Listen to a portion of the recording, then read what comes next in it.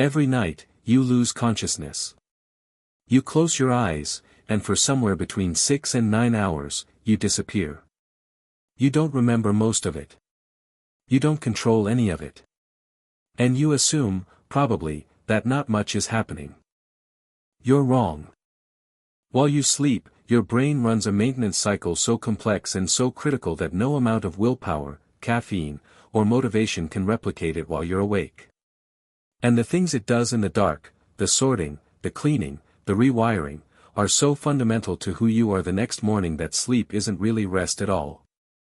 It's construction. Here's the part nobody tells you: you don't sleep to recover from the day. You sleep to become the person who can handle tomorrow.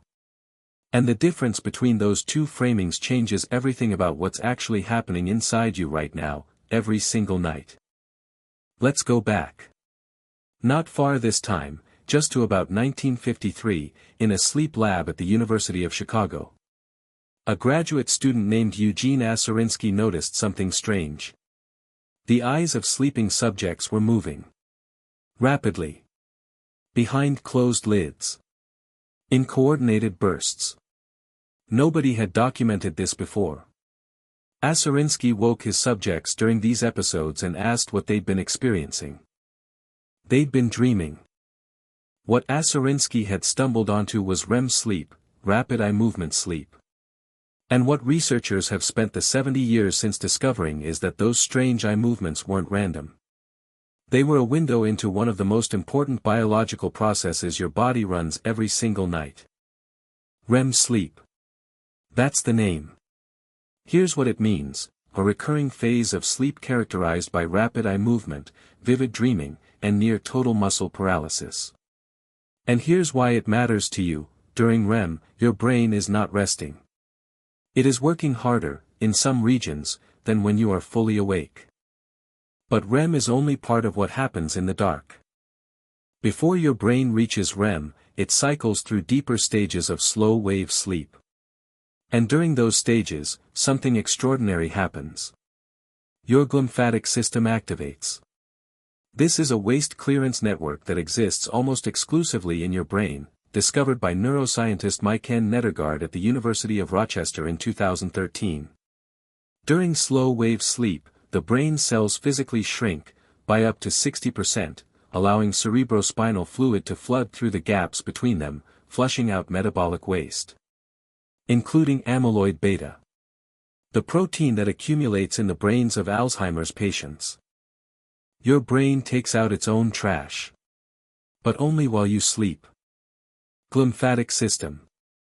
That's the name. Here's what it means: a brain-specific waste clearance network that becomes active during deep sleep, using cerebrospinal fluid to flush toxic byproducts from neural tissue. And here's why it matters to you: every night you underslept, every night you cut it short, the cleaning cycle was interrupted. The trash stayed. Now here's the part that changes how you think about memory. While you were dreaming last night, your brain was doing something that no waking study session, no review, no repetition can replicate. It was transferring the important events of the day from short-term storage in the hippocampus into long-term memory in the cortex.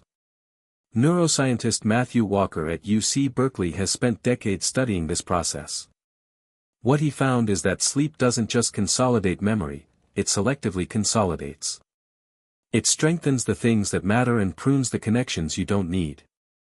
Think about the last time you woke up and a problem you'd been stuck on suddenly had a solution. That wasn't luck.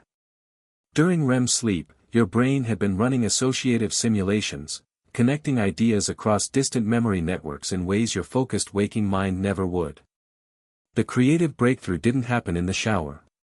It happened at 3 a.m., while you were completely unconscious. And here's where it gets interesting. Your brain doesn't just process information during sleep. It processes emotion. REM sleep strips the emotional charge from difficult memories.